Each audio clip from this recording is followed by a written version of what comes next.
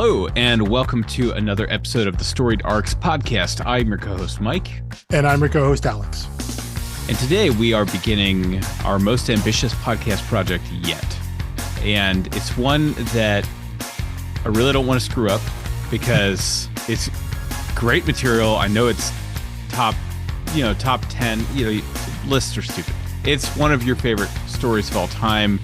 As we stand right now, for the 0 episode, I'm about halfway through it, really loving it, and it is The Unwritten by Carey and Gross, among others. But in this creator spotlight, we're really going to dive deep on those two, shout outs to, lots of guest artists. It was a long running series. It is. Yeah. I think it's the longest creator own that Mike Carey has written in his career to date still. It went a very, very long time. Well, and the number of issues is misleading to some extent, because they did the 0.5 issues. But as far as we're concerned, it's 12 trades, which is how we cover things. And we're to not drag this out for 12 weeks, we're going to do 2 trades a week. But before we get into the trades, which we're not going to spoil anything here, I couldn't spoil it if I want to, although all I have to say, since I think probably by the time we record the second or third episode, I will have finished reading the entire series. I hope they stick the landing. Like, I hope it concludes in a somewhat satisfying way. I don't need a happy ending. I don't need all the loose ends tied up. But I can't take, expansive world building and then like a Lost season 7 type thing. Yeah. What I can say is there is an ending. It does come to an end. That's all I'll say. It does not end on a unfulfilled cliffhanger or anything like that. It doesn't. Right. It didn't get canceled after a certain number of issues, and then they were just like, okay, fold it up. Yeah. I also was gonna make the claim, which may be too bold, but I want to say this is the longest Vertigo run. No. It's not. No, I mean, well, I guess that depends how you define it. I mean, Sandman ran for 75 issues, yes. But it wasn't. It started before Vertigo existed. So I mean, but it is on the longer end, and it comes from an era of Vertigo, kind of like the second wave. What I think of like the second wave of Vertigo books, after some of the initial titles, which were really DC adjacent titles. Like they existed, like Swamp Thing, sure. Hellblazer, even Sandman existed within the DC universe. And then Vertigo was founded as an imprint, and then those were ported over. And then this is part of kind of like the next wave of books in like the second decade or second decade-ish of Vertigo, where some creators were given a little more leeway to really tell some long form stories that really didn't fit anywhere else. So this falls squarely in that zone in my mind. And it's clearly a long form story from the first issue. And I think definitely. I've had a couple false starts reading this. I guess this will be a nice segue into Peter Gross, but the cover art throughout the series drew me in. I kept seeing that thing on the shelf, and I was like, "What is that? That is so freaking cool." And, then I would pick up the first issue and be like, there's a lot of stuff here, and I don't know what the world is. I don't know what the rules of the world are. If you were afraid of getting canceled, or if you were trying to do like a 6-issue miniseries, and then, we'll keep going if there's room, if people are buying it or whatever, I think you would start a little more timid, a little more handholdy. He comes in as a very confident writer. Yeah, I don't think you would not have started the series the way they did, not only in the storytelling style, because there are things that we'll talk about in terms of they play with layout a little bit, page paneling, different ways to not quite like we saw last week with Jonathan Hickman using like infographics and things like that. They don't play with the medium in that way, but they do different things that are, they aren't standard. You don't see them deliver story information the way that they do in this book. You see it a little more in some of the kind of creator indie stuff, just because you see people wanted to play around with it with the format a little bit. But yeah, if this was something that they thought was going to be 6 or 12 issues,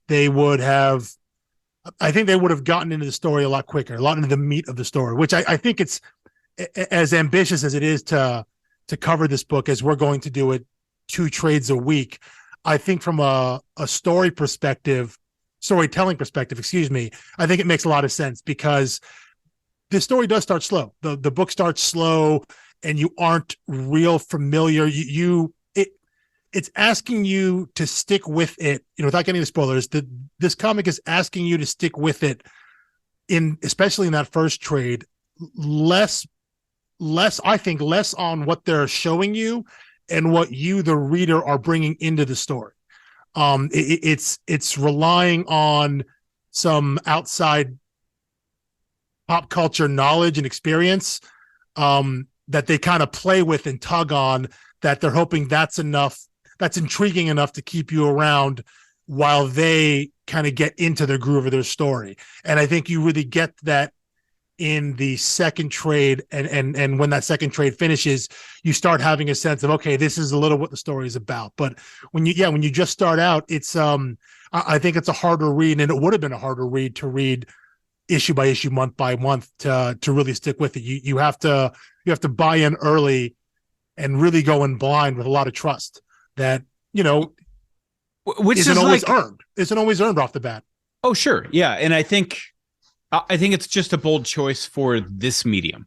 I think it's very common. If you watch The Wire, you're going to be halfway through season 1 before you really know what show you're watching and who of the many, many characters you're supposed to. So that's like 6 hours. And if you read this book for 6 hours, you're going to be invested. Like you will. Yeah. But I think most comic readers expect to get it in 23 pages. 24 pages in the first issue. Okay, hook me in. I got to the end of the first trade, 5 years ago when I picked this up, and still was like, I feel like I don't like feeling dumb, and I felt like I don't know what's happening. And then I saw how long the thing was, and I was like, can I invest, an hour per trade when after 1 hour I have so many more questions and I'm so confused? And they weren't questions like, oh, what does this mean? What's the commentary on life? It was like literally what's happening. Yeah. That being said, I went in with better expectations this time. And especially compared to some of the stuff we've read recently on the podcast, it's not nearly as challenging to follow as the Nightly News or the Seeds. No. And I think it's called Nightly News. It's the Nightly News, I think it is. But theme wise, it's not nearly as heavy. It is commenting on parts of our culture and society, but not nearly in the way that those last couple of books have, and not nearly kind of as scathing as, or overtly scathing as something like the Flintstones has. There still is commentary on how our relationship to stories, specifically surrounding like fame and celebrity and things like that, and identity. That there are things that it touches on, all wrapped up in this, quasi real world fantasy mix. But yeah, it's not as, relative to the books that we've just discussed, specifically this past month, it's significantly lighter than those. Yeah.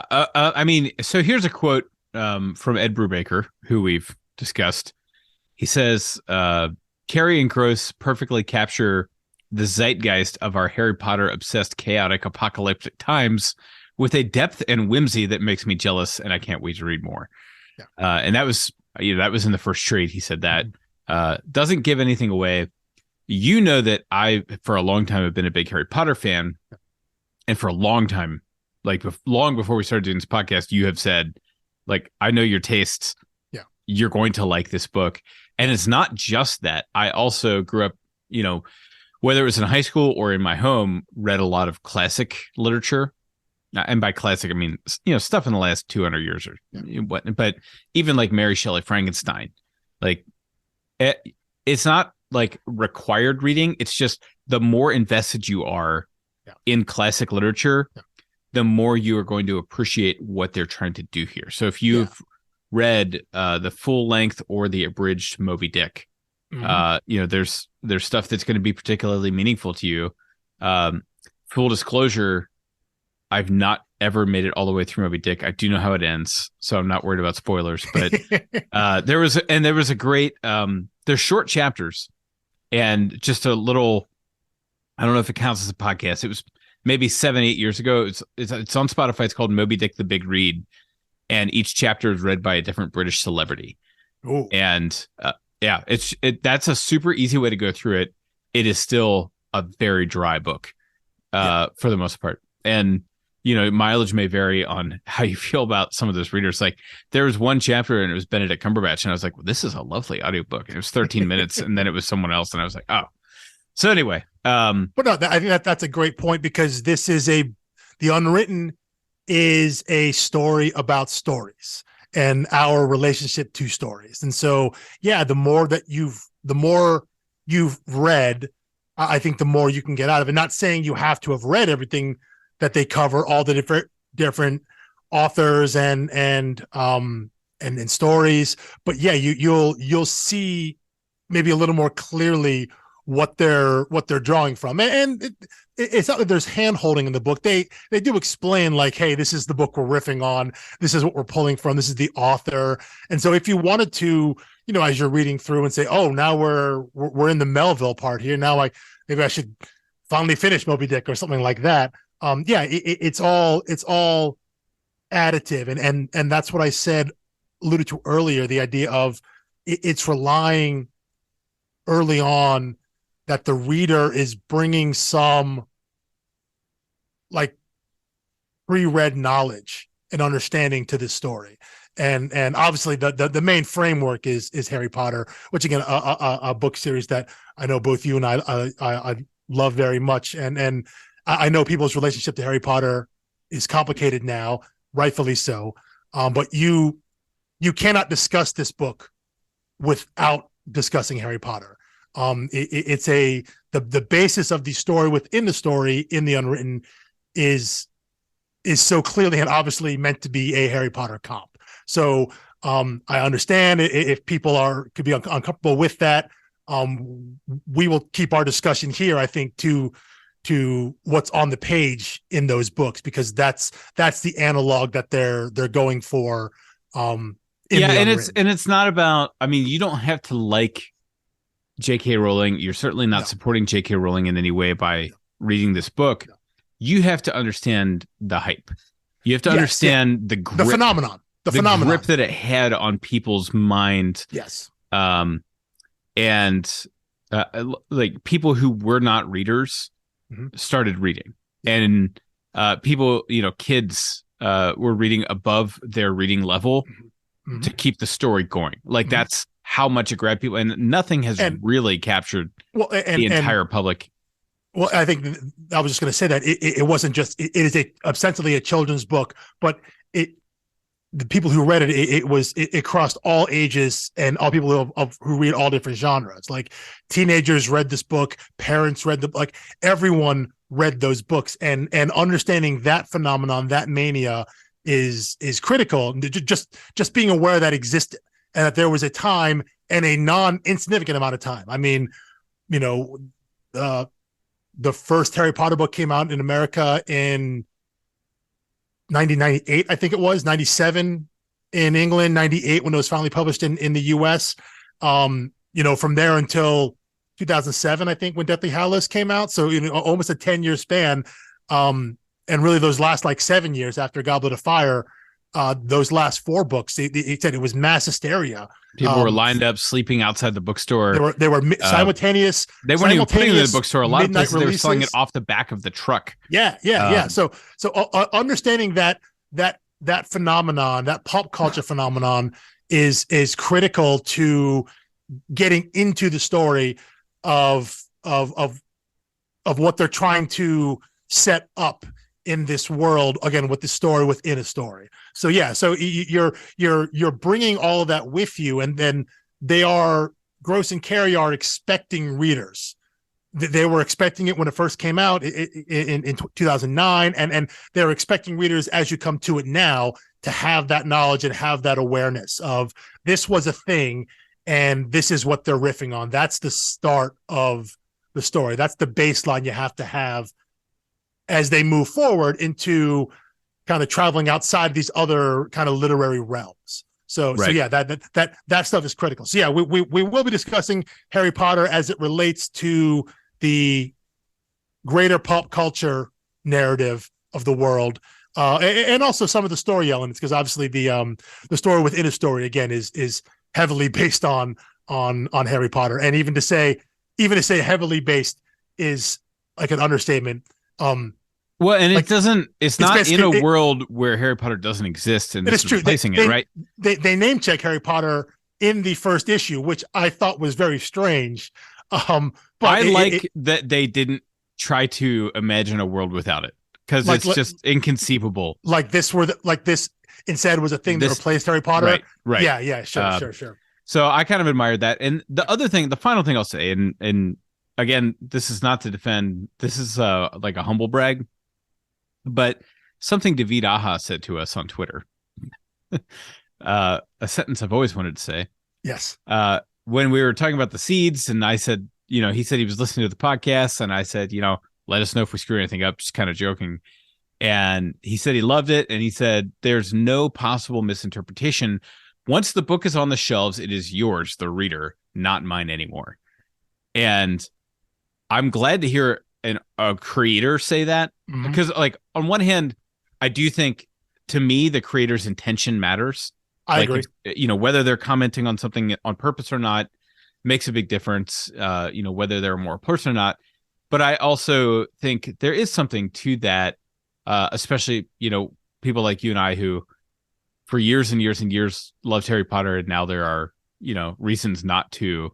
And I'm like, I really feel like this is more mine than someone else's at this point. And honestly, my primary relationship to it is through Stephen Fry, who I still venerate because I have the British audiobooks, and Stephen Fry's reading is incredible. But anyway, David Aha. I agree entirely in the idea that's kind of the nature of art, right? The intention matters when it's being made, but once it's out there, you lose control of it. And yeah, my personal relationship, which with is Harry also Potter, a theme in the Unwritten. And that's what I was getting to is, absolutely. Yeah. What David says here is like, that's a theme that is important to the mechanics of the Unwritten. Yeah, absolutely. Yeah. And I was going to say my relationship with Harry Potter is actually less about the actual reading of the story and things like that, but it was my personal journey to actually reading the books and how that intersected through my life and where I was at times. And so I have fond memories of where I was when I read those books. And so it's actually less about the actual story and all of that, because maybe it was because I was older. I was in college when I read them, so I wasn't of the age group. So it wasn't like I was a kid who grew up with them. I was already significantly older. So my attachment to them is specific to me in terms of what I was doing when those books first became a phenomenon, when they first came onto my radar, when I first read them. So my relationship to the books is again, it's less about the meat of the story and what the story is trying to say. And for me, it's just about my experience of coming to them, and nothing can take that away from me, because that is not specific to Harry Potter. That is specific to just a book series. That's like life experience, And so I feel I can never lose that, because that is mine, Right. Yes. That is I supremely very personal. Similarly, I'm maybe a couple years younger than you, but I think my brother started reading it. He's 3 years younger than me, and it felt like, come on, man, you're too old for this. When the books were coming out, and I, in my 20s, became very academically minded, read exclusively nonfiction, still just devoured books, dozens and dozens of books every year, but I had not read fiction in over a decade. I enjoyed movies, but I can confidently say, if I had not at age 29 or 30 been cajoled to read Harry Potter, I certainly would not have discovered my love for like fiction and fantasy and sci-fi reading again, which ultimately then led to me getting into comics around that time. And so I'm like, I wouldn't be doing this podcast. I'd be doing I don't know, an English grammar podcast or philosophy podcast or something. So coming next month from Alex and Mike.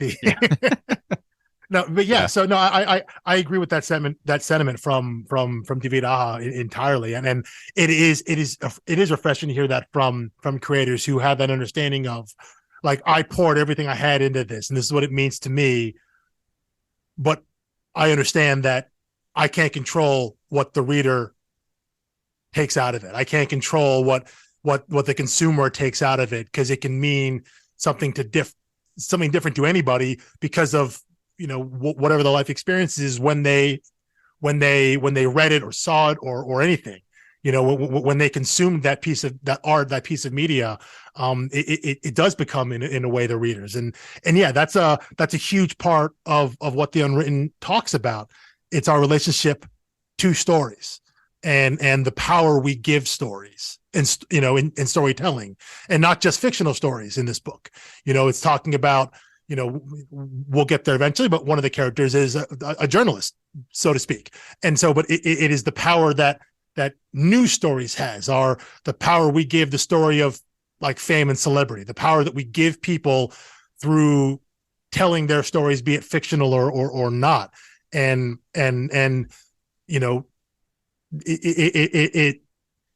it's I think it's a fun exercise to examine that through a piece of fiction when it is reflecting on how we deal with that also in real life. Yeah. I mean, we haven't even gotten into the creators yet, but you should be sold on this book by now. I hope so. I realize it's a big investment, but I can also say, I know the library has this, yes. This comic physically and digitally. Yeah. Like, you don't have to spend a dime to read along with this. Yeah. You should, support your local comic shop, support your creators, support whatever. Actually, I don't know if this book is currently in print, but I know you can get copies. Well, I see. This is what I was going to say a little later here, but we're bringing it up now because this is not on Black Label yet. This is a book that I think did tremendously better. I don't know how it did single issue sales, as we talked about. It's a little slow, especially early on. It's tough to get into, but this is a book that is done significantly better in trade. It's a book that you'll almost always find some copy somewhere, a little comic shop, or at a bookstore, be it, a big national chain bookstore or even like a smaller independent bookshop, because it's the kind of comic you can sell to a quote unquote book reader, because there is a literary aspect to it. It has the the sheen of kind of having this highbrow nature to it. So I think it did much better as a trade, and it does read easier as a trade than in the single issue. So yeah, it is available, libraries, bookstores, comic shops. I'd be shocked if you could not find this book somewhere. Even like used bookstores or whatnot, there are copies around. So it's something that is definitely available. Although I will say, do not be duped into buying the deluxe edition. Yes, because I think there's only one. I think there's only one out. I think two was solicited. There's an ISBN. Yeah, there's an ISBN number for two, but I've never seen it, and I don't. Yeah, I think it was planned to come out, but it never did. Now, this is a book that would be great in a deluxe edition at some point. I don't know where that stands. That might be a weird DC Vertigo thing right now. Again, because Vertigo as an imprint doesn't exist.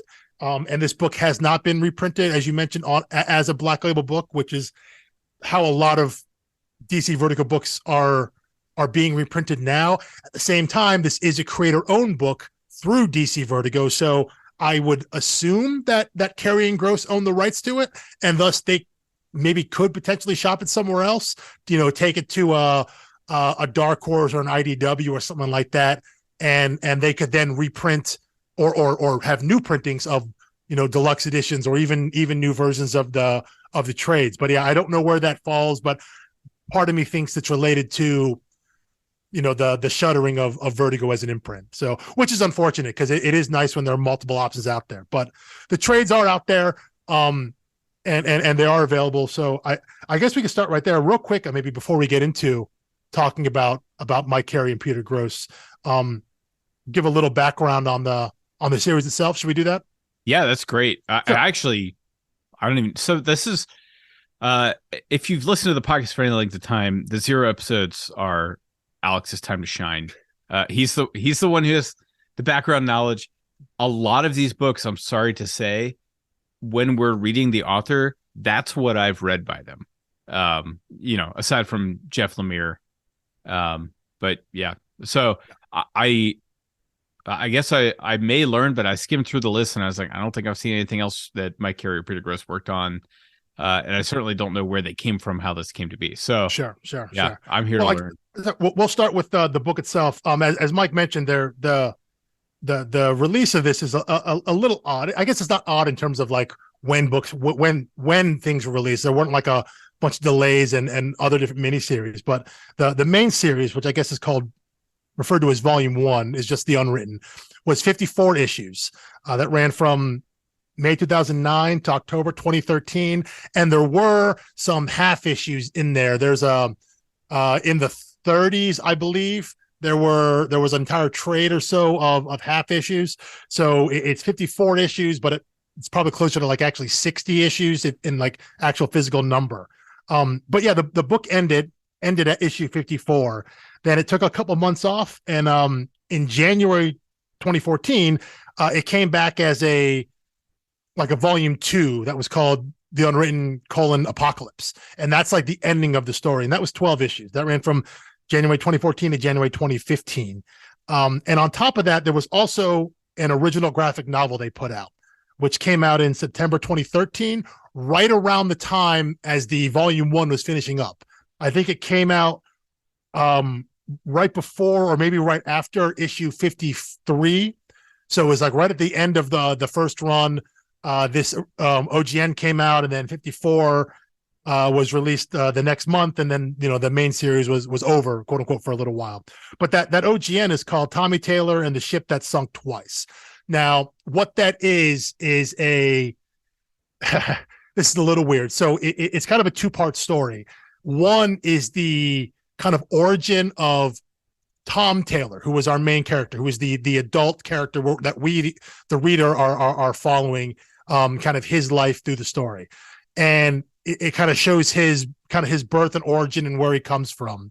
At the same time, it is also what is ostensibly the graphic novel version of the first Tommy Taylor book, which is called Tommy Taylor and the Ship That Sank Twice. So you are getting the actual story of that first story within a story. Like, this is book 1. This is the origin of Tommy Taylor. So it'd be like reading, Sorcerer's Stone or Philosopher's Stone or something like that. So the book is kind of intercut between both those two stories.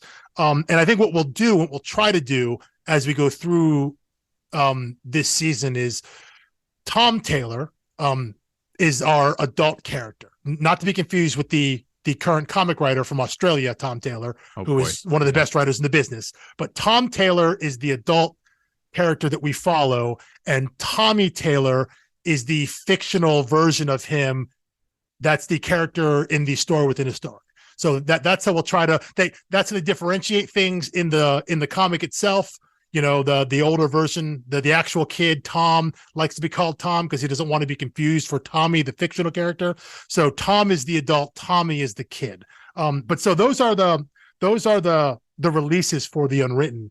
The first volume, those first 54 issues plus the half issues, were released in 9 trades, volumes 1 through 9. The OGN is a standalone, came out of the hardcover, and is also a paperback version as well. And then the volume 2, the Apocalypse, the final 12 issues, those were also collected, but when they were collected, they were numbered 10 and 11. So if you're reading in trades only, it's very simple. You just follow the numbers, and it doesn't matter what's volume 1 or volume 2. It's all sequential for you. You don't have to think about it. If you happen to find them in single issue, either digitally or at a comic shop somewhere, you want to read the Unwritten first, and then the final 12 issues of Apocalypse. Although the Ship That Sank Twice is not numbered, right? That is the 12th trade. Yeah, it is the 12th trade. So, however, I think what we're going to do when we cover this, as you said, we're going to cover 2 at a time per episode. So, our first episode next week will be volumes 1 and 2. Then we'll go 3 and 4, 5 and 6, 7 and 8, and then we'll go 9 and the OGN. We'll put those two together because that's, again, that OGN came out at the end of the end of the run for the first volume. So we'll read volume 9, which is the last volume of the first run of the Unwritten, and the OGN together. So that'll be episode 5, and then the final episode will be the Unwritten Apocalypse, which is volumes 10 and 11. So when you get to, if you're reading along, when you get to 9, read 9 and the OGN, Tommy Taylor and the Ship That Sank Twice, and that'll be the episode, the books that we cover for that episode, and then all those the final 12 issues will be the final episode 6 of this season. So that's kind of how we'll approach it. And I think story wise, and kind of theme wise, it actually does make sense to group them, to have a little more story meat together to help flesh out some of the themes that they're going for. Because if we went just trade by trade, I think we'd end up spending a lot of time being like, well, in the last trade, the thing we're reading now ties into the last week's. We couldn't talk about it last week because we hadn't gotten to this one yet. So kind of grouping them together, it is a big ask to read 2 trades in a week. But I think from a discussion standpoint, it'll make more sense. Well, and from a podcasting standpoint, just because we release it every week doesn't mean you have to keep up. That is true. That is true. I mean, one of the founding principles of the podcast was trying to make this an evergreen book club. You don't have to read in sync with us. If you decide, I'm going to, spring break this year, I'm going to go sit on a beach and read Grass Kings. Yeah. We'll be right there. Yeah. Reading it with you. We'll be waiting in your favorite podcast app. September 2022. So anyway. Yeah. So, okay. So that's the publication history of the Unwritten. So I guess we'll get into the main creative team. The book is credited as creators as Mike Carey and Peter Gross. Mike Carey essentially is the writer, but I think if you look at the credits when they talk about scripts, it really is Carey and Gross together. They are the storytellers. They work the story kind of as a team, and Peter Gross provides the vast majority of the art. The main colorists on the book are Chris Chuckery, who we met back in the Flintstones. We know well, yeah. And I think we see some of that. This book isn't nearly as bright as the Flintstones was, kind of very bright, shiny primary colors, but the coloring, and there's a secondary color as well. I believe Gene McGee. So you'll see the colors, and they play a very important role in the story because you are following kind of multiple not timelines. I don't want to say timelines. I want to say, God, I don't even want to say worlds. You are following realities. The main story of Tom. Yeah, I mean, it's not so much realities because you are often, the main story is following Tom in his life, and you do get intercuts of graphical representations of the Tommy Taylor books. So those books are meant to be prose books. Yeah. So right. When you get those pages intercut, you see a difference in the coloring, and it's very obvious up from the fact that you're now reading what appears to be a children's book. It should be obvious, but there are differences in color and very stylistic differences that make it very obvious that you have switched kind of narrative perspective, I guess is the way to put it.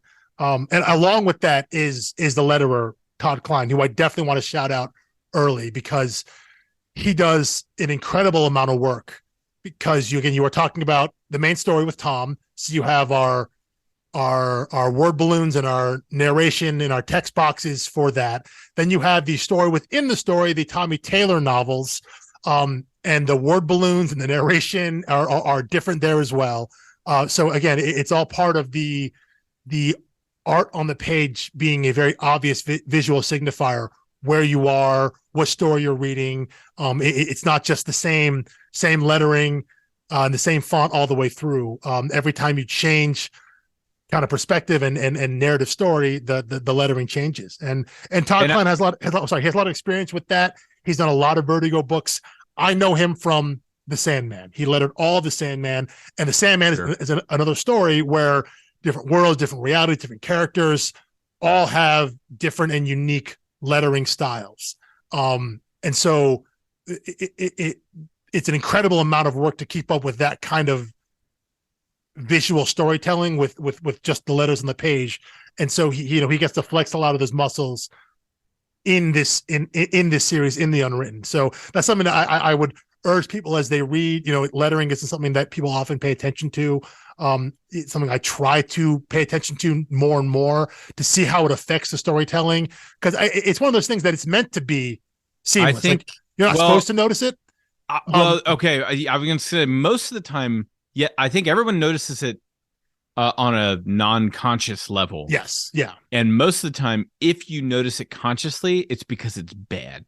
Yes. Yeah. And they've used a weird font and it's hard to read. Yeah. Yeah. The placement is bad. Yeah, definitely.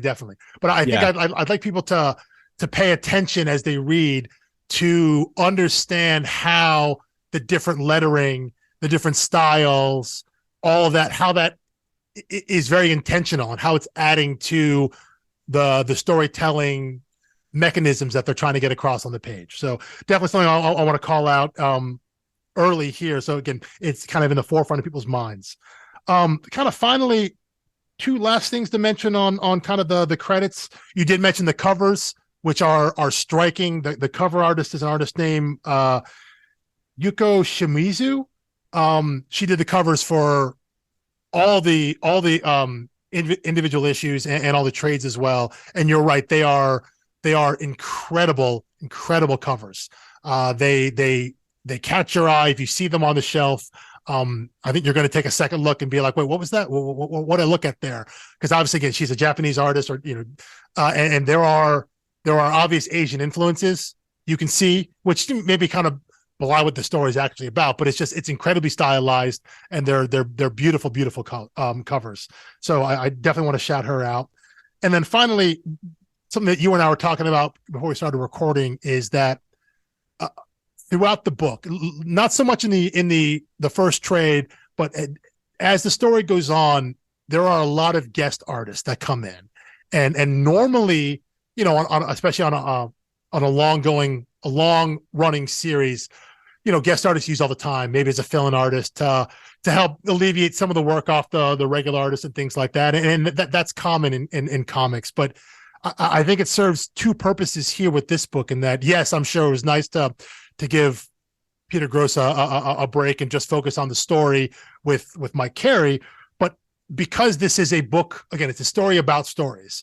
And so using different styles from different artists, like those are, again, specific storytelling choices where they want to give you a different visual palette, and those are very intentional in terms of when they use them, when they go to them. Maybe we're delving into a character's backstory or a different part of the story or a different type of story that we're reading, and so bringing those other artists in was an intentional storytelling device. So I think as we go along through the episodes, I think we'll try to shout them out. There are too many to kind of name right here, but just know that we see them and recognize them and understand why they were used, why they were present.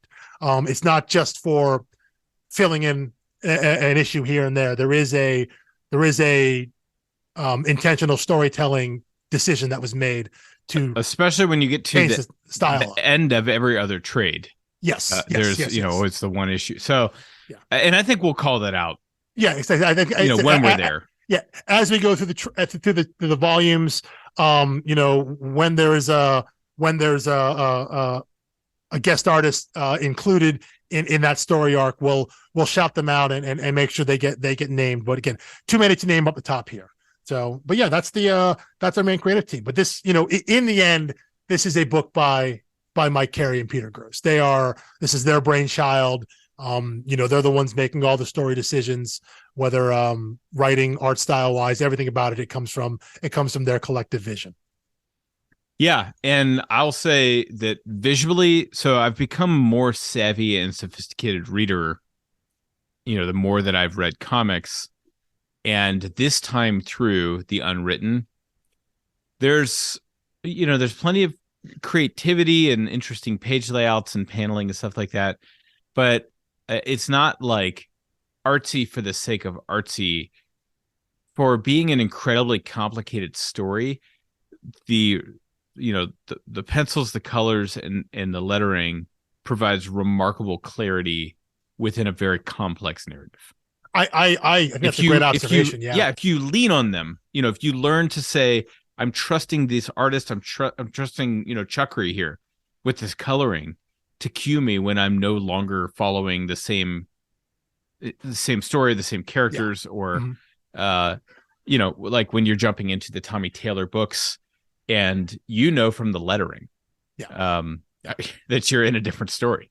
Yeah. And oftentimes maybe there's a carryover narration box from the page before. You turn the page and there's a carryover narration box from the previous narrative of Tom Taylor, but you can see from the rest of the page that we are now inside the Tommy Taylor novel, but because the lettering is different, because the styling is different, that is a carryover box. That's not part of the story. That's the end of one sentence that leads into this next narrative story, this next narrative part of the story within a story. And the colors, there's a subtle shift in the colors.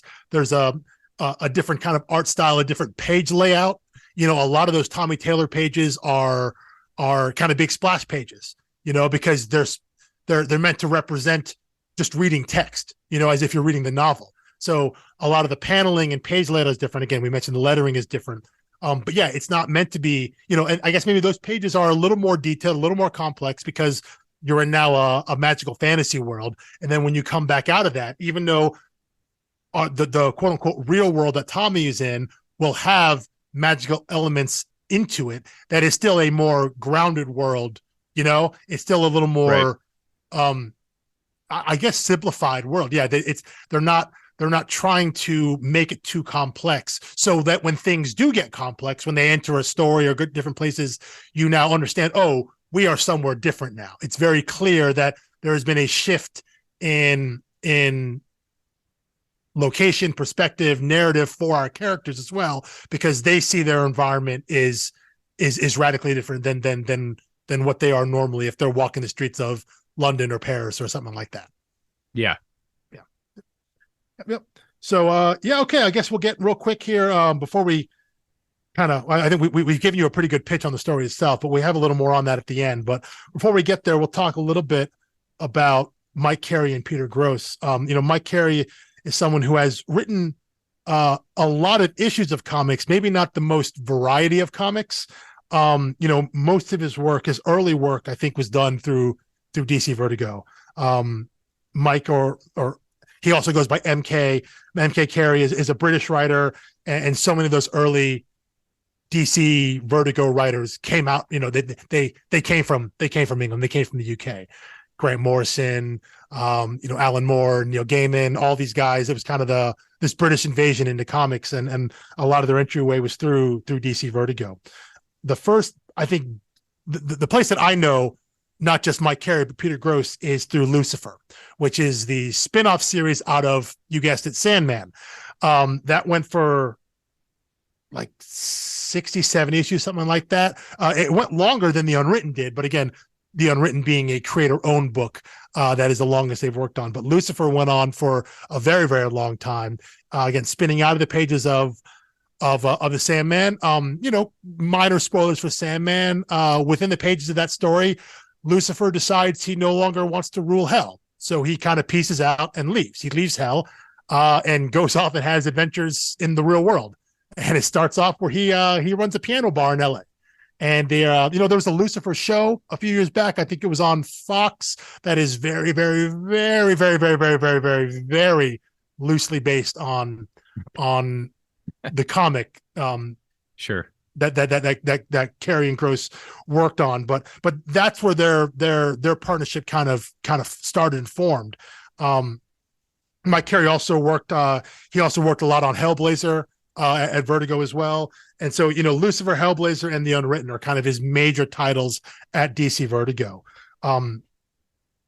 Starting in let me see here, about 2006, he also moved across the street over to Marvel. And wrote a bunch of some random titles. I think he has some Ultimate titles under his belt. But really, in 2006, he took over the writer for X-Men, which at the time was a continuation from the relaunch of X-Men, which is, I guess, technically X-Men Volume 2, which was in the 90s. Jim Lee and Chris Claremont, 1991. That numbering he took over in 2006 with issue 188. Eventually, that title was that adjectiveless X-Men title was retitled X-Men Legacy. But he wrote X-Men for about 6 years, from issue 188 to 275. If you know your X-Men history, anyone listening out there, House of M and the Decimation came in 2005. So he came in right after that, picking up kind of where the mutants were at that time. This is a time when Marvel had started to devalue the X-Men a little bit. Again, he starts writing in 2006. Iron Man starts in 2008. Marvel Studios is founded in 2010. And the MCU takes off, and Marvel doesn't own the rights to the X-Men. And so they start pushing the Inhumans forward. So this is a bit of a fallow period for X-Men. Not that there weren't great stories that came out of this time, but really kind of after he left in 2012, really up until the soft relaunch under Jonathan Hickman in 2019, that was like the really fallow period for X-Men. But he's writing in a time that's it's not looked back with like a whole lot of fondness. And that's really through no fault of his own. That was just kind of X-Men were de-emphasized. And then that started, I think, in this time, in the mid-late aughts, as he was writing it. But he wrote for 6 years, and put a lot of stories out there. A lot of them are good stories, again, even if they weren't kind of the main focus of Marvel at the time. But that was his main Marvel work, and really his main kind of ongoing.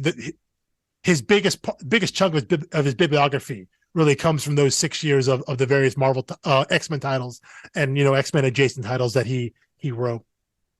Has a couple other books worth noting. He had a fun little series on Boom called Suicide Risk with artist Elena Casagrande, who is an artist that I absolutely love. She just did a series with Kelly Thompson for Black Widow that just wrapped up recently. That's excellent. You should go check that out. They did an awesome job with Natasha there. But that book was kind of a superhero adjacent book. It was like that came out in 2013, right after he finished his X-Men run. And that book, Suicide Risk, is like it's like a world where superheroes start kind of appearing out of nowhere, and you can pay to have your superhero ability activated. So it's kind of like everyone's got an X gene, but you can have it activated. And now all of a sudden there's a world where superheroes are popping up. And so it's kind of a fun kind of twist, especially if he's just spent the previous 6 years writing mutants and X-Men, to have this other kind of book dealing with a similar-ish kind of idea, but with a little bit of a twist, a little bit of spin. It's right. neat. Well, the obvious power dynamics that change when exactly. It's purchase only. Exactly. Who can afford it? And then there's the black market, like the under the table stuff. So yeah, that's a fun little book he did for Boom. And then there's another book that I'm going to only mention because it was another book he did with Peter Gross. It was called The Highest House, that came out on IDW in 2018. Gorgeous book. It's an oversized, like, magazine style. So if you're familiar with what like Black Label is doing right now, it's that style, that size book. Stunning art.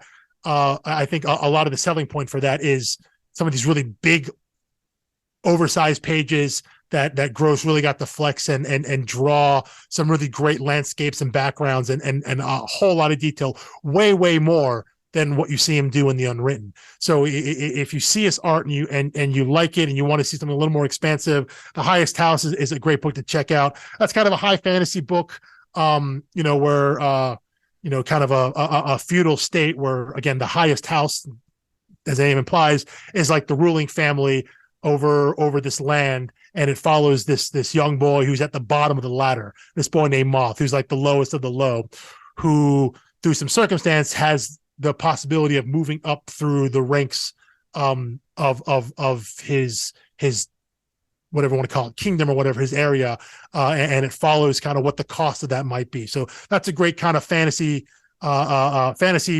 magic based story.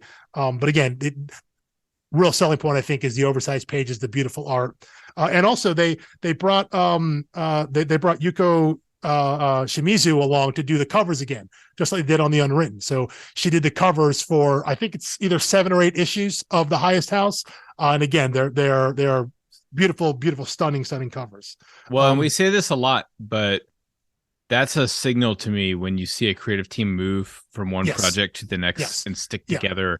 And they're trying to keep as many pieces of the band in there. You know, if Chris Chucker was doing the coloring and, if they keep the same letterer, it's like, okay. Yeah.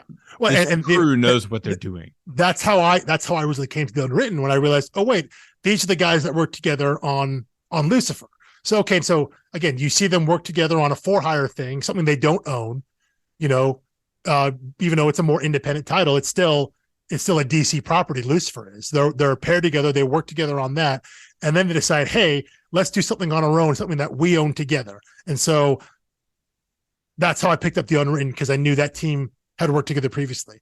And then when The Highest House came out, I was like, well, I'm going to read this because this is the next thing that these guys are doing together. I'm going to read it. And if they ever work together in the future going forward, I'm going to read that too, because I trust these guys that they have a working relationship, that they tell the kind of stories that I know I'm going to enjoy, because I've already enjoyed the stuff they've done previously, So I like to see that, and it gives me a level of comfort before I even get into the story. Even like the story starts a little slow, I already have a level of trust with them because I've read their work together. It's one thing if you come to a book and the creators separately, hey, maybe I trust this writer and I trust this artist, but when they've already worked together and you've already read their collaborations together, this gives me such a boost of trust going in that I feel better about starting a book blindly.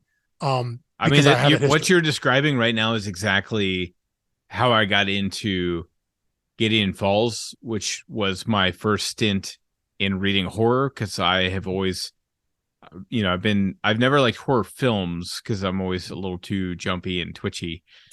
So I was like, why would I want to read a slower version of that where I have to experience each panel longer? But then Lemire and Sorrentino are like, yeah, we're going to do horror. And it's like, well, I got season pass for Lemire, certainly Lemire and Sorrentino now.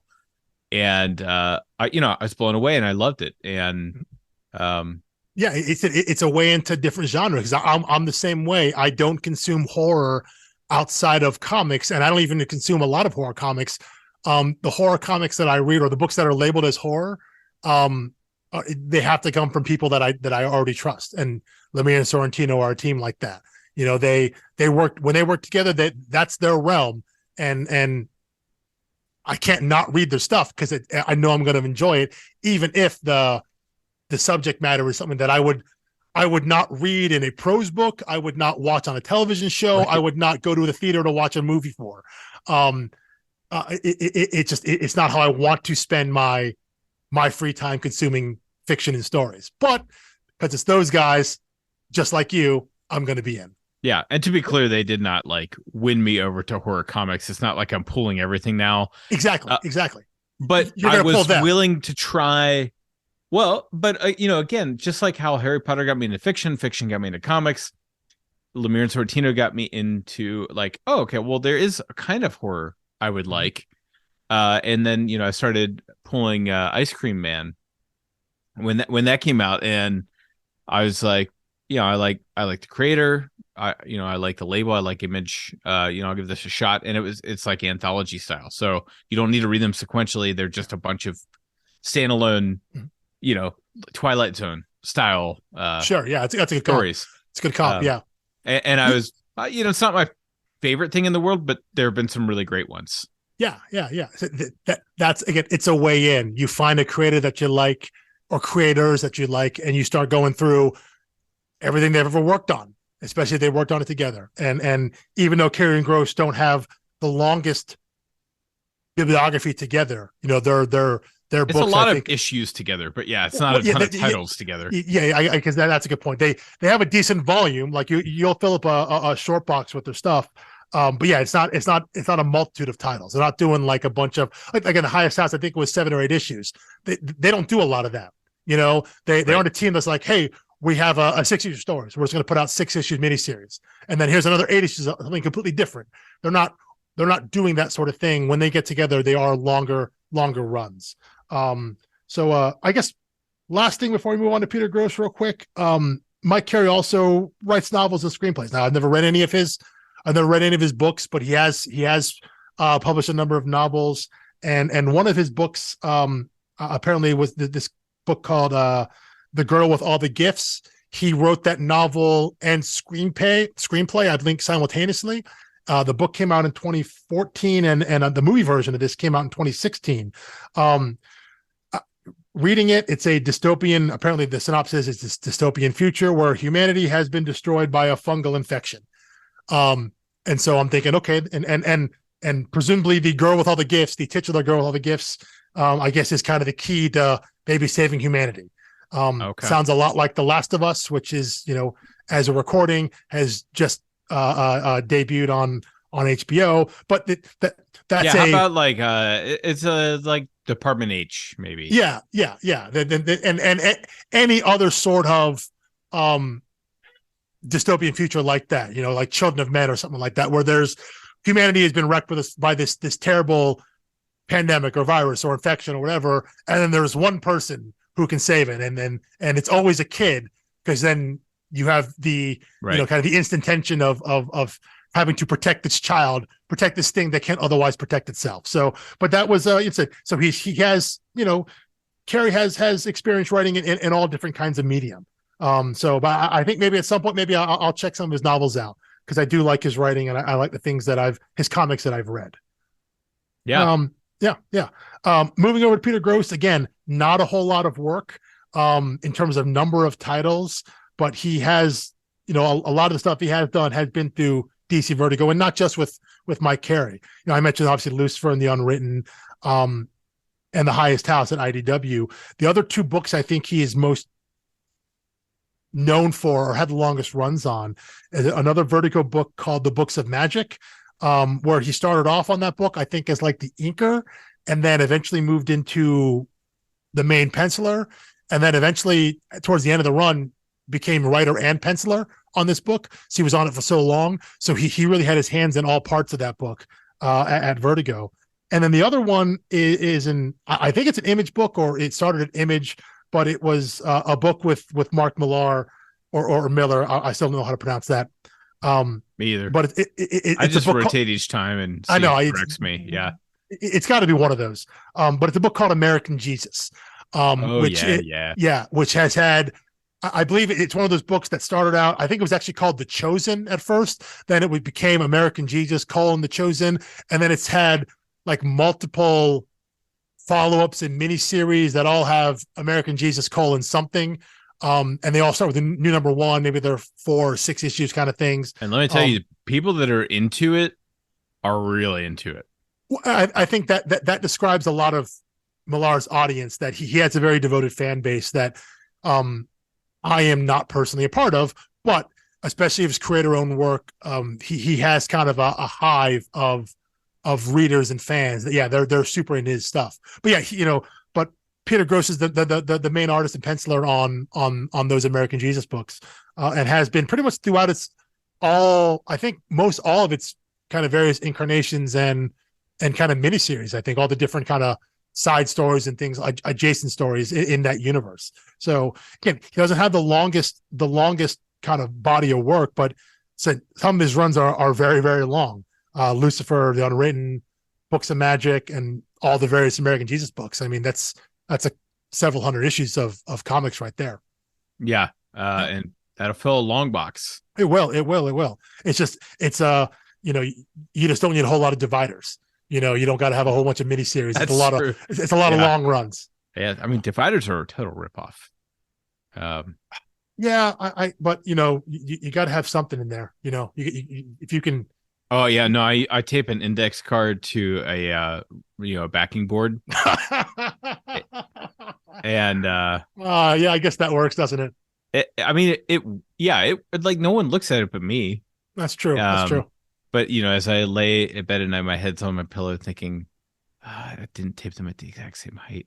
And that would drive me nuts. I know. I lay awake at night thinking, why do I bulk at the price of a divider for 75 cents or something? And it's like, well, it's because I need 50 of them. Well, I will put it this way in that about that. I one time bought a pack of dividers that is slightly taller, because the different manufacturers make them a little different. Done that. So I have a pack of 25 that I don't use in my log boxes because I can't because they're slightly higher. So I have to buy the exact same ones. I actually prefer the taller ones. Yeah. I accidentally bought one pack of the short ones. Okay. So maybe we do like an exchange to balance out. You wouldn't want mine because like a total noob, the first time I got them, I wrote in Sharpie directly on the divider. Oh, see. Yeah. And now I print little labels, like adhesive labels, and I own a label maker for the sole purpose of labeling dividers and long boxes of comics. It's not crazy. No, it's not. I mean, you got to do it. Yeah. How do we get on this tangent? We're talking about how Peter Gross could fill a long box with his comics, and you wouldn't need dividers. There we go. Yeah. Whereas if you had Mike Carey's catalog, you would absolutely need dividers because, I mean, like he has a lot of long runs, but he also has a lot of pinch hitting. Oh yeah, there is. Yeah, if you went and got all this stuff there, like I said, whereas like Peter Gross doesn't he's not on Detective Comics from 760 to 777 or something. Like I said, he has very few of like that, and the one shot here and there he does an issue or contributes a story to an issue. The kind of things that any freelance or for hire creator does. But yeah, again, Carey's work at Marvel, he did a lot of stuff at Marvel.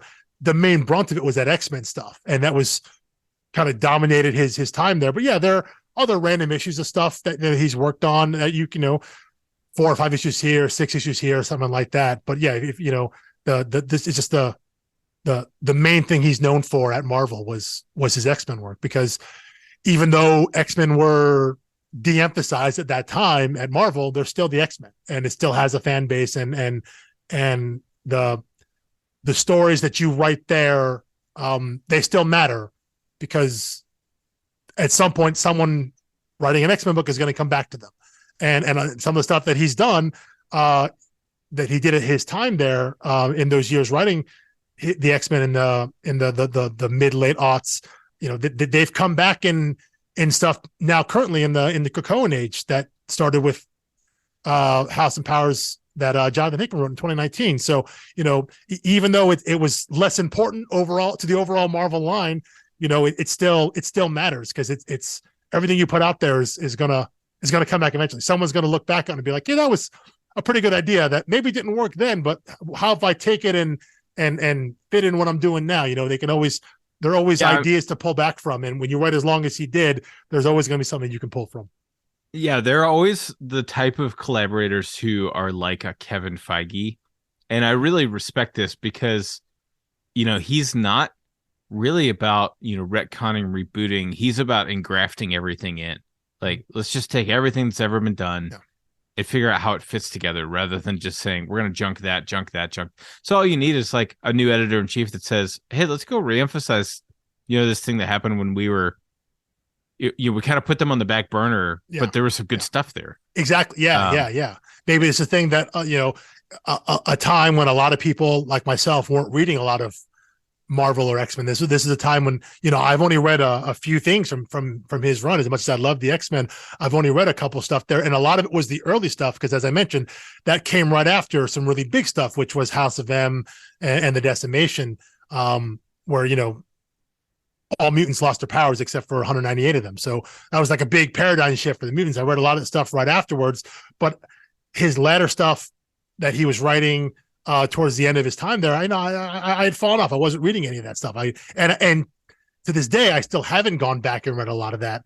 But you try to get conversant with and familiar with it, and realize that there were some good stuff there, because even that work that may be maligned by fans or audiences. I mean, it's not like these guys, they're not just like mailing it in. Like they're putting their effort forward to write good stories. Then even if they don't land at the time, they're out there doing the work. They're doing putting the stories out there, putting the issues out there that they think are good and worthwhile, even if they don't happen to hit. And so I respect the work, respect the time and effort that went into it. He said even if those stories don't totally land or they didn't land at the time, because again, someone could always go back and be like, you know what, I like that story. Me and the 8 other people, we like that. So I'm going to pull this back out and I'm going to make this relevant again, because that's kind of the beauty of those ongoing books, like something like the X-Men, where new creator comes in and you don't know what books, you say you love the X-Men. That's great. A lot of people love the X-Men, but you may love different stories, different eras because of how old you were. When you first started reading them. So yeah, the things that are important to you are different to each creator. So you never know when someone's going to go back and pull something out of what seems to be complete obscurity at the time. An event or a character or a storyline that hasn't been talked about or referenced in 10, 15 years. And now all of a sudden it's the basis for this great new story in what you're reading now. That's the kind of cool things you can do. Yeah. I mean, and really, I know the Unwritten was nominated many, many times for awards and, is critically kind of a darling. Yeah. But it's still to me severely underread and undervalued. Yeah. And I mean, you can go to mycomicshop.com, which is like Lone Star Comics. It's just kind of like a lot of people use it when they're, deciding whether to sell their comics or not. They just go look at the price of stuff. Yeah. Everything's below cover price. I think the first issue is like $2.40, which actually for Vertigo, that's not about below cover price because their first issues were always $1. But point being, it's cheaper than a new comic is now. Yeah. And like, you feel like you're finding this gem, even though it finished coming out 10 years ago. You're discovering this thing that's just great. And it's just out there. And it feels like with all of these people, feverishly adapting and adopting comic material for, HBO miniseries and everything else, I find it shocking that the Unwritten hasn't gotten a look, hasn't had the rights grabbed or something like that. I'm not saying I want that. I'm just saying. I'm with you. Part of me thinks it might be because you have to do the Tommy Taylor stuff, which is then like, oh yeah, again, it's free money. It's free money.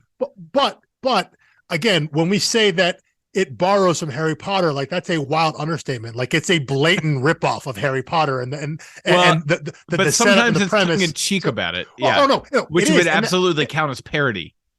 Maybe so, and it works on the page. But yeah, if you're adapting that'd be a little weird. But I agree entirely about. I do have a sense that it is a bit of a critical darling. You read that Ed Brubaker quote at the beginning. There's I think Brian K. Vaughan quote. I mean, just pick up the trades and read the back cover. It's like everyone you and I adore. That's what I was going to say. The back cover blurbs over this book, or even the there are plenty of blurbs like in the opening pages of like all the biggest names in comics. And I think we've said this before in some other books, but like this, I think very much is a comic creator's comic because it's a story about stories and storytelling. So obviously the people who make their living telling stories are going to find connection with it. Because even though it's not specifically about comics, it's just about the nature of storytelling and what stories mean to the world, to the readers, to the audience, and also what they mean to the people who create them. So I think it makes sense that comic creators, Mike Carey and Peter Gross's peers would read this book and be like, yes, this is what this is why I make stuff. This is why I do stuff for the audience. I think they would find those parallels. And so I can understand why those people specifically would really be into this. And also maybe why the general audience, it was harder for them to get into. So again, I think that's why it does better in trade, because you can see those arcs together. And yeah, you can go back and find it. You mentioned going to my comic shop and things like that. I'm positive, like, so where Mike and I live here in Cincinnati, there are 1, 2, 3, 4, 5 half-price books. Specifically half-price books in the greater Cincinnati area, Northern Kentucky area. I'm willing to bet you could get the vast majority of these comics at half-price books, either in the regular bin or in the dollar bins at half-price books. And now, condition maybe a little iffy, but you can probably find all of these issues if your comic shop has if you're fortunate enough to have a lot of room for back issues, long box back issues, you can probably find through the dollar bins or whatnot, you can find this series in single issue. If it's something that you read and trade and like and want to let you go collect, it's out there. This isn't a book its scarcity would only be because I don't know how big of a print run it had. The scarcity doesn't come from its value or perceived value. because it just doesn't, it wasn't that kind of book. There isn't, like, you're not going to find there aren't like key issues where main things happen, and there aren't big adaptations and things like that. It was funny that you said you can find this in long boxes and whatnot. It should be a capital W, because I was on the app Whatnot, and there's I think it's like Midtown Comics. They just go through their long boxes, and when they find a big run, whether it's complete or not, they'll just throw it up on Whatnot to try to, because they're like, I mean, what could be more precious in Midtown than retail space? Sure, so I think I want to say, with the bid that I won with, it was like 70 cents an issue before shipping, and I was only missing 2 issues from the entire run. And just a great way to do it. I had them all. This is the second time I purchased them all. The first time I purchased them all for 50 cents an issue, couldn't get into it, ended up selling like a long box of comics, and then came back to it years later, and I was like, oh, this is great. I'm kicking myself now. So had collected most of them in trade. So I bought this thing so many times, and still not paid cover price. I have crazy. I have these books in physical trade. I have them digital trade, which is how I reread them mostly. Because again, things I really love, especially trades, I get them digitally. Before we get there is an issue you absolutely should not read digitally. There is one that's a little tricky to do that way. It's not spoiling anything. We could tell them the issue number just so you know, like, hey, when you're going through your dollar bins, whatever, be sure to, is it like 13, 16, 17, somewhere in there? We'll give a heads up before we, maybe the top of that it'll be in the second episode. Yeah, I think so. Yeah, but it's, and I also have all the single issues, because this was a book I first read in trade after it was completed. So it finished up in 2013, or I guess technically 2015 with Apocalypse. I didn't start reading until it was done, and I read it all in trade and went back and found all the back issues because I wanted to have them. And didn't pay cover price for any of them. And there isn't some random issue that's $15 or $30 because it's a key issue. You're not going to find that. So it is a book you end up reading and want to go collect. I guarantee you, if you have even just a couple of different shops, in your area, and used bookstores that has comics, I mean, you can piece together a full run with relative ease, I think.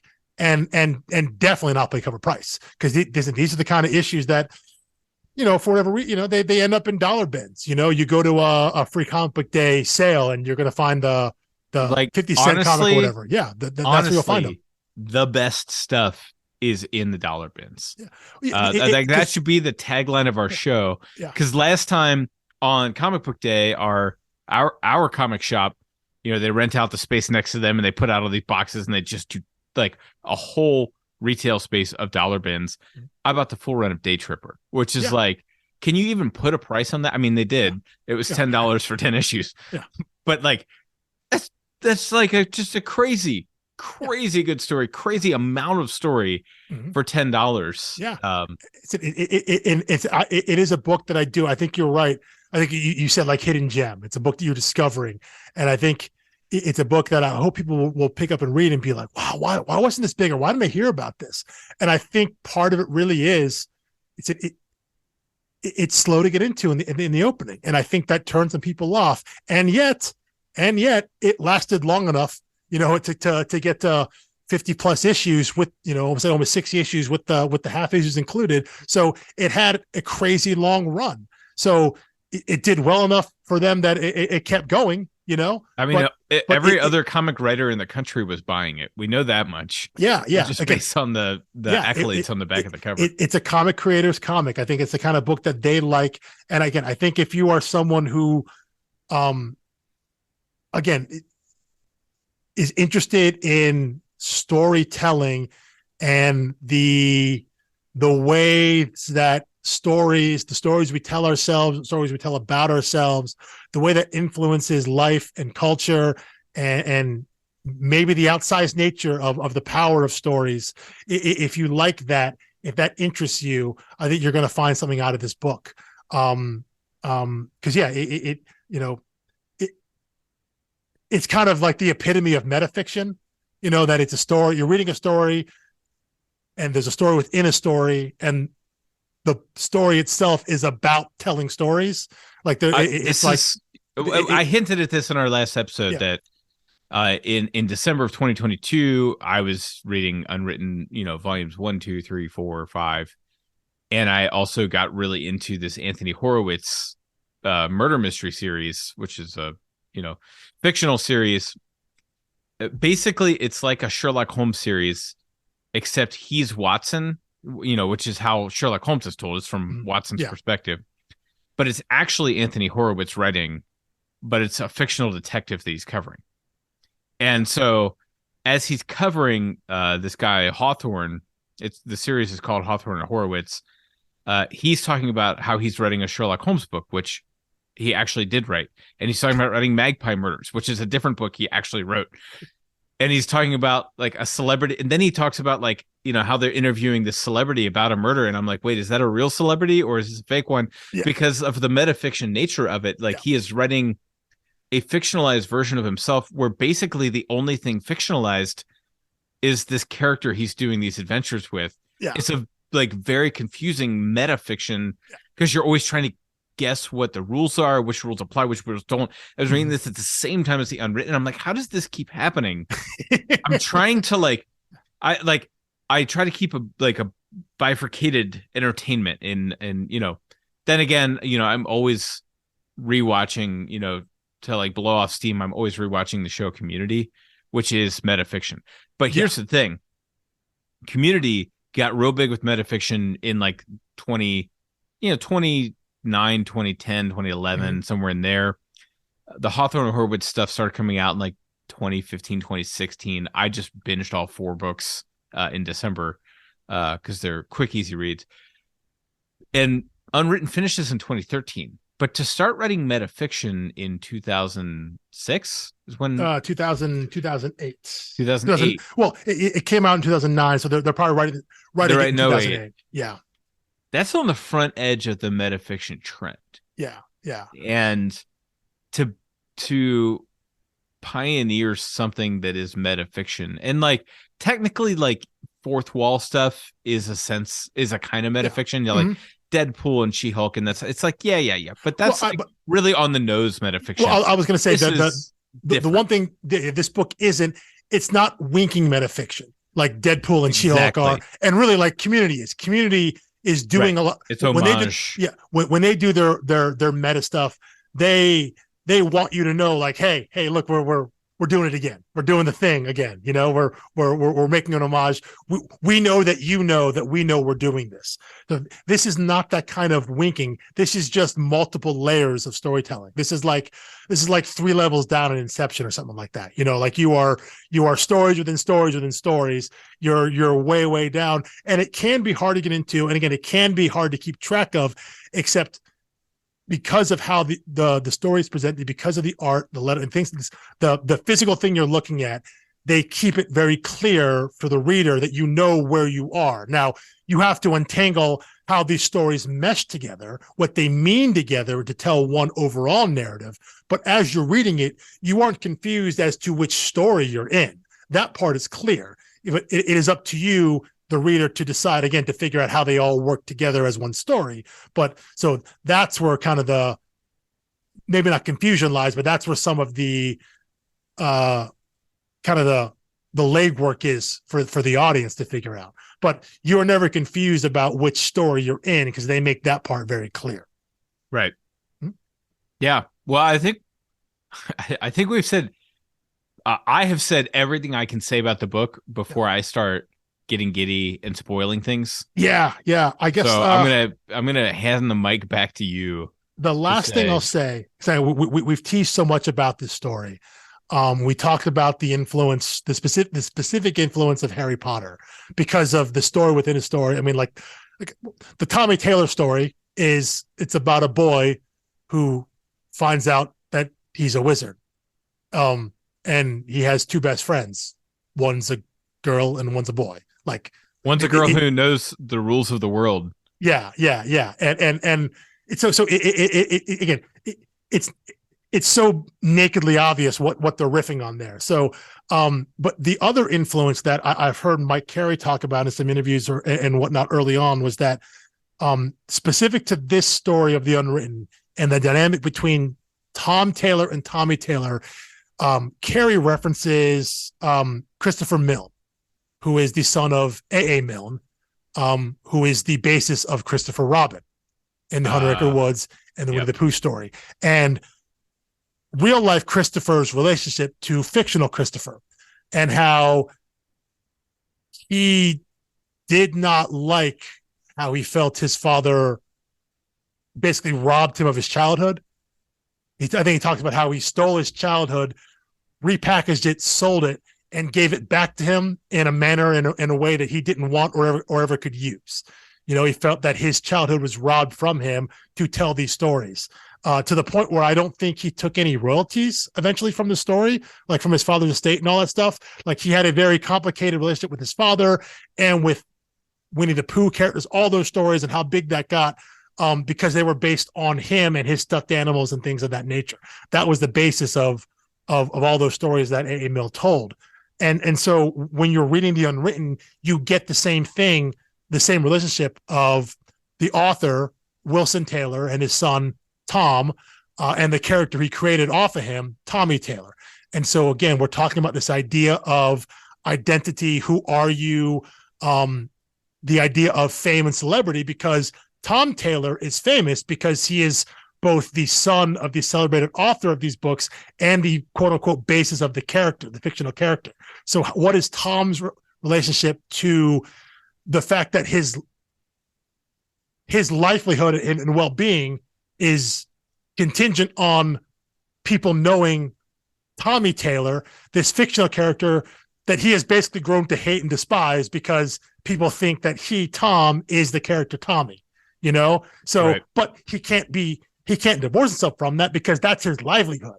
You know that everything he everything he has is based on the fact that these books exist, and he hates them. He can't stand them because he wants to be Tom Taylor, the person, and he can't be that because the audience for Tommy Taylor is so huge and so beloved. And I think the Tommy Taylor series in the book, I think, is like 13, 14 books, something like that. So it's like twice as long as Harry Potter. So think about even more books, even more adventures, how much bigger that would be. And having a character grow up, have a person grow up who is that character, who isn't that character, but because they share the name and they're the author's child, and this inspiration was, the physical description of the character was based off of this real person, how that would mess with someone's head. And how could they grow up in that world? How would they navigate the world? How would they understand who their sense of self is if that was all the world knew about you and they never let you be anything else? He has no chance to be anything else because there's no room for that. That Tom Taylor can't exist separate from Tommy Taylor in the mind of the world, of the audience, of the consumers, the readers. They are always one. And so where does Tom go if Tommy has to exist?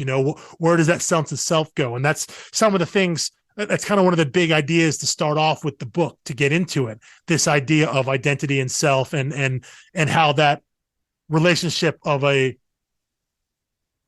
we'll call Tom a quote unquote real person, what the real person is to the fictional person of Tommy, right. And how that plays. And so I think that's an interesting thing. If you know the history of the origins of Winnie the Pooh and Hunter Acre Wood and Christopher Milne's relationship with his father and all that plays into it. Which, again, I have to say, I didn't know the names, but I was familiar with that story. Yeah. And was thinking of that. And I also thought of I think like Mr. Rogers' Kids, sure. Had some problems and felt like he's everybody's dad except ours. Yeah. Type of mentality. Mm-hmm. I didn't respect Tom Taylor in the first few issues because I was like, yes, you can whine all you want about this, but you are standing at Comic-Con signing books and you getting your whole livelihood off of this. You are supposed to. Tom Taylor is supposed to be immediately unlikable, and that's evident within like 3 pages. Yeah, he is. Right. he is not someone you're supposed to initially root for. You understand his situation, but I think a lot of people are like, well, yeah, dude, you're also you're like worldwide famous, and like you're like you have all this money, all this stuff here. Because Tom Taylor in the book, unlike Christopher Milne, is definitely living off these royalties. You know, he wants this to stay out there because he needs this. He needs this cash flow. He needs this revenue stream of the thing that his father created that he does not like, but he understands that everything he has and everything he could ever do is based on that. So, you know, that complicated relationship is the crux of the story and the intro into the book. So, you know, it's just another one of these outside things, outside pieces of story and pop culture that Carey and Gross are hoping are, they help resonate and help fill out the story that they're trying to tell, understanding of, well, this isn't the same thing, but this is, if you know that story, you automatically understand the relationship they're trying to set up between Tom and his father, Wilson. You know, if you understand the story between Christopher and his father over the Winnie Pooh stuff, then you understand the starting point that we come into the story of the relationship between Tom and his father Wilson over these Tommy Taylor books. So again, just more stuff, to more outside stuff. You can, again, this idea of this metafiction, there's more outside references to bring in and helps make the world that they're building a little more full, a little more expansive. Yeah. All right. Well, like I said, I'm going to start spoiling things. Like, I don't care about spoilers, so it's only my like self-imposed rules of the podcast that keep me from just spoiling everything each time we get on. Right, out the gate. Yeah, I'm with you there, because there's a lot to get into in those first two trades. That again, we don't want to get to right now. We want to just give you a tease of what's to come. So hopefully some of the stuff there, if you've been listening and you like those kind of stories, again, stories about stories, talking about the power and the nature of storytelling, this is the book for you. Yeah, and I was gonna say, like, you know, it's part, you know, the metafiction things that we've, you know, acknowledged. It's part Department of Truth. It's part, you know, it's like, which is anachronistic. Department of Truth is riffing on, you know, concepts portrayed by the Unwritten, which came first. So I will say though, if you have read another Vertigo book which came out before, Fables, there is a similar-ish theme in terms of the nature of storytelling that runs through Fables and the Unwritten. They're like second cousins, and there actually is volume 9 of the Unwritten is a quasi crossover with Fables in that the two worlds collide. The Unwritten and that universe never shows up in Fables, so Fables shows up in the Unwritten. So if you have read that series from Bill Willingham, Mark Buckingham, and various other people, which is one of my all-time favorites, these two books they're like second cousins, dealing with the nature of stories and storytelling. So it's very similar in that way. But you're right, Department of Truth is a great kind of current modern day ongoing comp to the idea of how stories can affect the world and our understanding of the world. Well, or how people's belief impacts. Yeah, exactly. And, you know, and stories and news and whatever shape that. Indeed. In this story, you have both a journalist and a fictional, you know, storyteller. So exactly. As I said, we're talking about stories. We're not talking about fictional stories. We're talking about the stories we tell ourselves, you know, true or not, how our understanding of all of that, all the things we're being told and shown, how that affects the world and our understanding of the world. So yeah, that's those are, I think that's a good comp. But if we go any further, we're gonna start just going right into the first trade. Yes. So with that, I'm ready to sign off and see you back here for the Unwritten volumes 1 and 2. We will lift the spoiler ban as we do a deep dive, you know, book club study into those books. So be sure you read those. We'll warn again at the beginning of the next episode.